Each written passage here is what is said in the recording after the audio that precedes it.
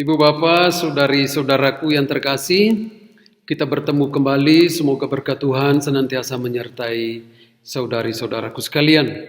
Saya ingin berbagi tentang puasa. Apakah puasa orang Katolik itu hanya soal makan dan minum? Ataukah lebih dari itu?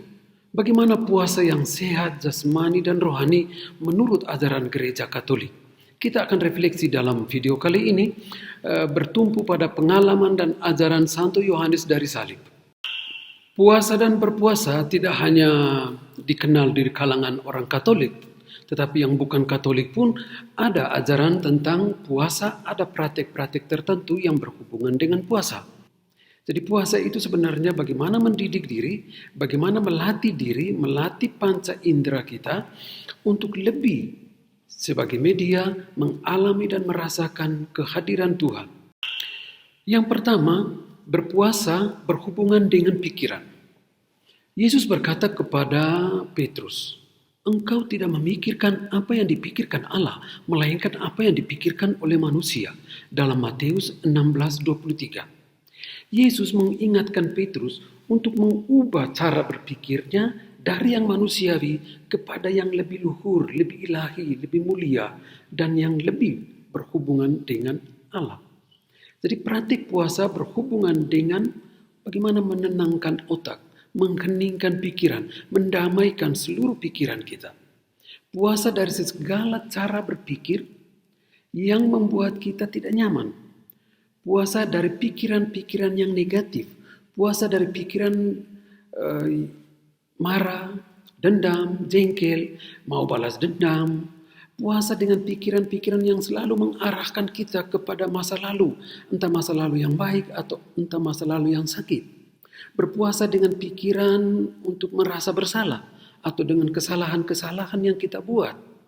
Puasa untuk rasa sakit hati. Dan puasa dari pikiran-pikiran semua yang membuat kita tidak nyaman. Nah, Santo Yohanes dari Salib katakan, jangan berpikir tentang semuanya itu. Jangan perlakukan apa-apa pada semuanya itu. Entah baik, entah buruk. Jauhkan diri sebisa mungkin dan sejauh mungkin dari semua kemungkinan itu. Semua pikiran-pikiran yang bisa menghantar kita kepada ketidaknyamanan, kepada kerisauan.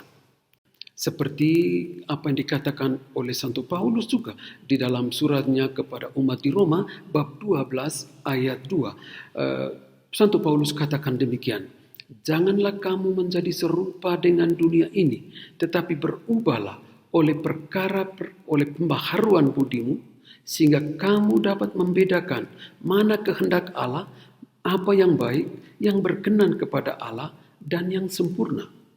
Maka dengan cara demikian kita memberi tempat untuk semua yang menenangkan hati, yang mendamaikan batin, yang datang dari Tuhan.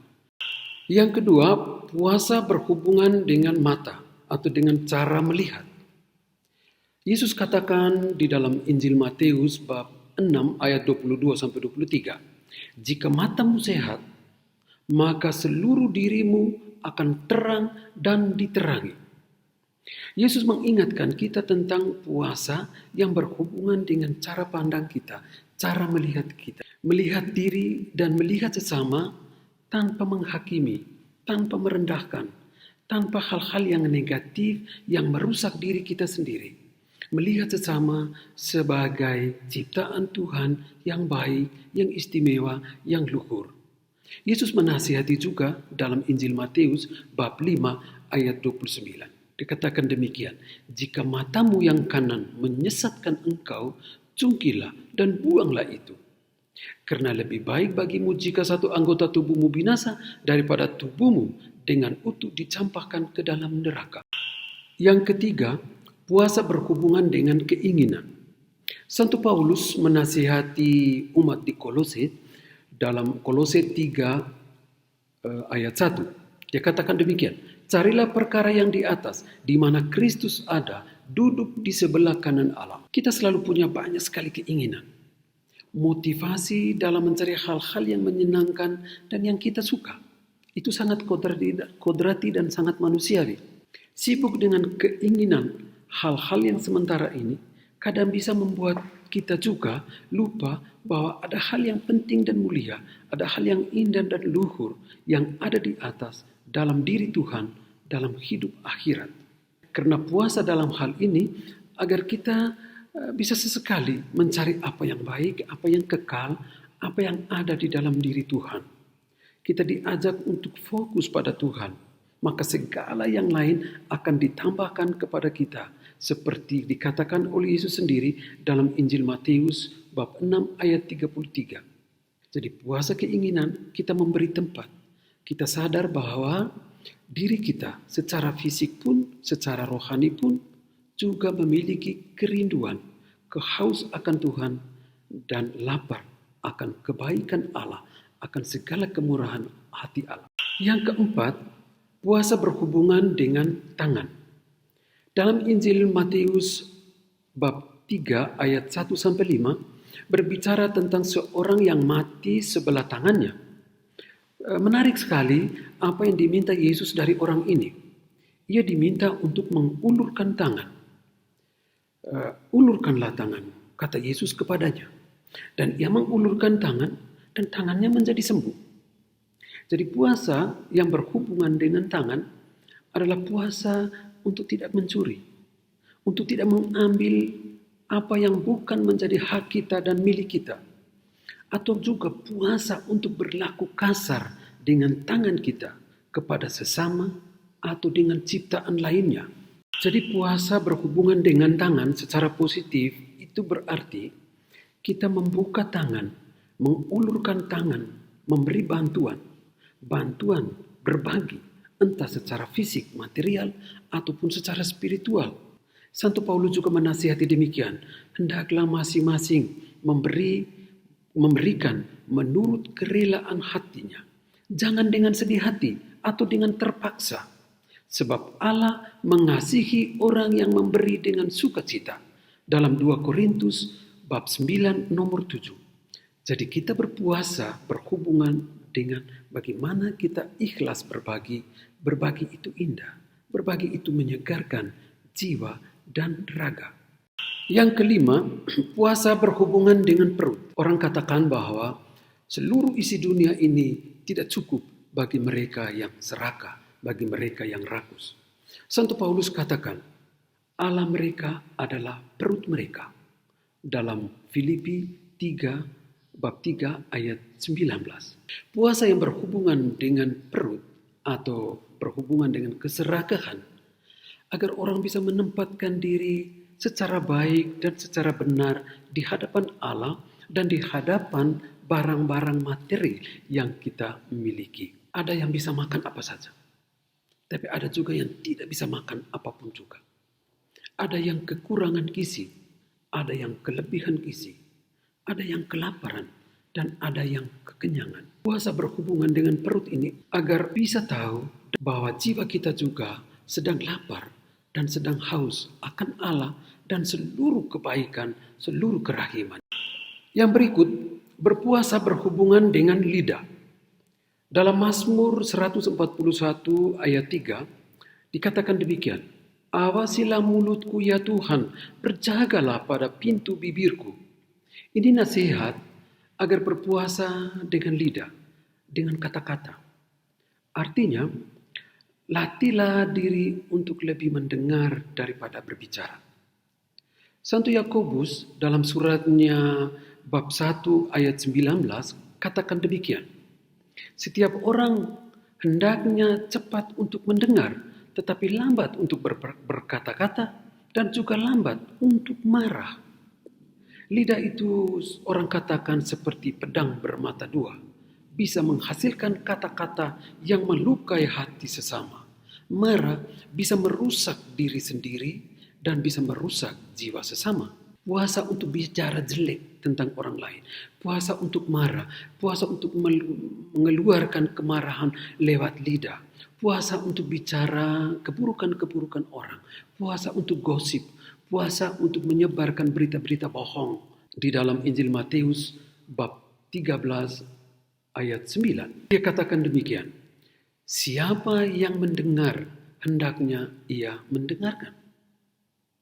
Santo Paulus juga dalam suratnya yang kedua kepada Timotius bab 2 ayat 16 menasihati hal yang sama.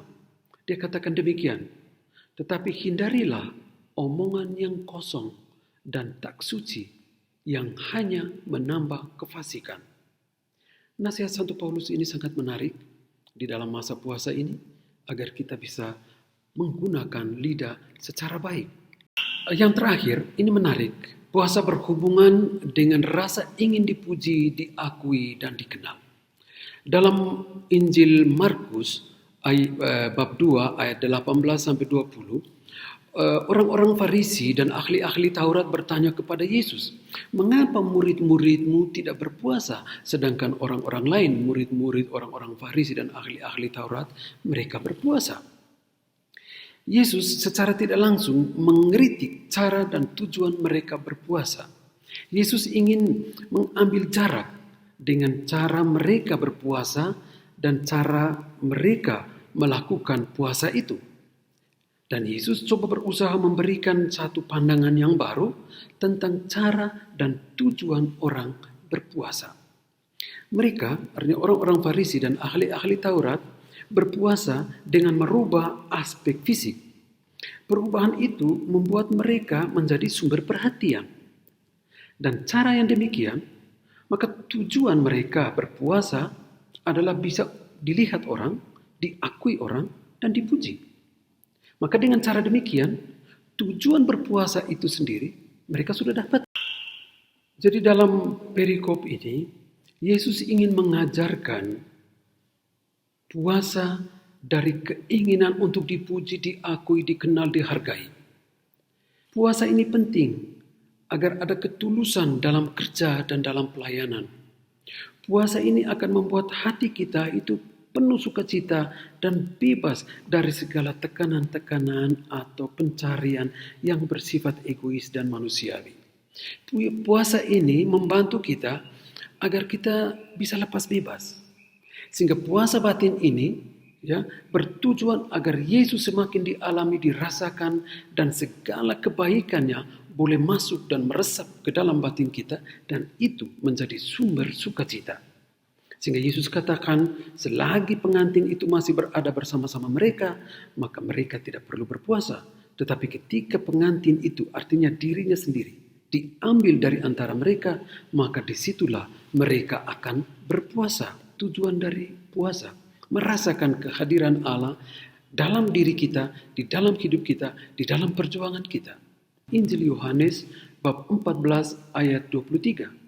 Jika seorang mengasihi aku, ia akan menuruti firman-Ku, dan Bapa-Ku akan mengasihi dia, dan kami akan datang kepadanya dan diam bersama-sama dengan dia. Itulah satu dua refleksi, satu dua permenungan saya tentang puasa. Semoga berguna. Tuhan memberkati. Amin.